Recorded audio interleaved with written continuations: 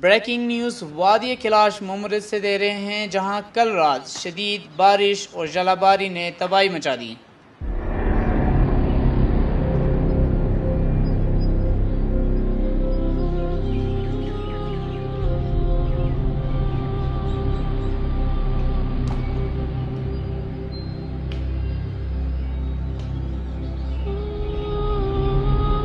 आइए आपको दिखाते हैं वादी कैलाश, कंदिसार और क्रकर के मकाम पर फसलें, घरों और नहरों को जो नुकसान पहुंचा है। तस्वीरी झलकियों में आप देख सकते हैं।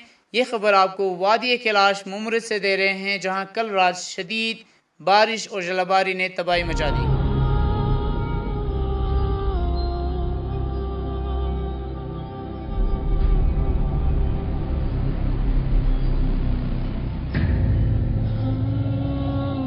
ये आपको बताते चलें कि इश्पाता न्यूज़ की टीम ने मुतासरा इलाकों का दौरा किया है और सबसे ज़्यादा मुतासर कंदिसार के मकाम पर बशीर अहमद के घर को हुआ है और साथ ही साथ क्रका के गांव आपको ले चलते हैं, जहां शेर मोहम्मद और मजदिल साथ ही जंदूला खान के घरों को भी नुकसान पहुंचा है और खड़ी फसलें भी तबाह हुए हैं।